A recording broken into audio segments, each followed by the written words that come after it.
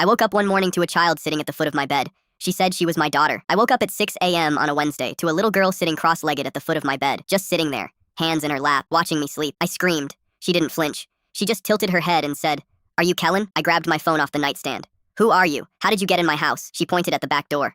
"It was unlocked. My mom told me to come find you. She said you're my dad." "I'm 26. I don't have kids. Never had a pregnancy scare. Never had that conversation. Nothing." This girl was maybe 9 or 10. Brown hair, skinny arms, wearing a yellow raincoat even though it wasn't raining. She had a backpack that looked like it weighed more than she did. I said, "Kid, I think you have the wrong person." She unzipped her backpack and pulled out a crumpled envelope. Inside was a handwritten letter and a photograph. The photograph was me, not someone who looked like me. Me, standing outside the hardware store where I worked when I was 19. I recognized the apron, the parking lot, the dent in my car, but I had never seen this photo taken from this angle. Someone had been watching me 7 years ago. The letter was one paragraph. No greeting, no signature. His name is Kellen Royce. He lives at 4120 Alder Lane. He owes you this. That was my address. My full name, given to a child. "What's your name?" "Pip." "Pip.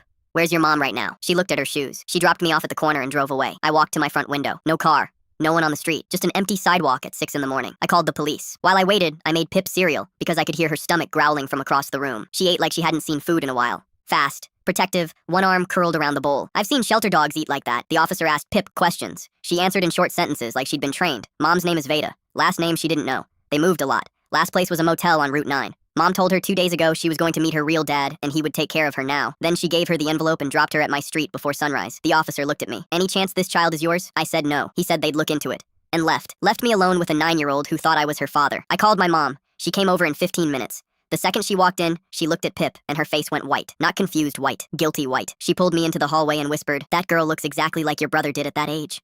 My brother Shay, 2 years older. Shay who vanished at 21 after stealing our mom's car and draining her checking account. Shay who none of us had spoken to in 6 years. I sat down across from Pip. "Your mom, Veda. Does she have someone named Shay?" Pip's eyes went wide. "That's my other dad, the mean one." Everything clicked. Shay had a kid. Veda didn't think I was the father. She knew exactly who I was. Shay's brother. The stable one. The one with a house and a job and a door that would open. She dropped her daughter at the family's doorstep because Shay was too much of a coward to do it himself. I called Shay. First time in 6 years. He picked up on the second ring like he'd been waiting. "Is she there?" "No hello. No how are you. Just, is she there?" "Your daughter is sitting in my kitchen eating cereal because her mother abandoned her on my street at 6 in the morning." Silence. Then, "I can't take her, Kellen. Veda's gone. She's not coming back. You were always the good one." I hung up. CPS placed Pip in emergency foster care that afternoon. She didn't cry when they took her. She just looked at me and said, "I knew you weren't my dad. You were too nice." That was 11 months ago. I've been Pip's foster parent for 9 of them. Shay hasn't called once. The yellow raincoat still hangs by the back door. She won't let me move it. I asked her why once. She said, "That's the coat I was wearing when I found my family."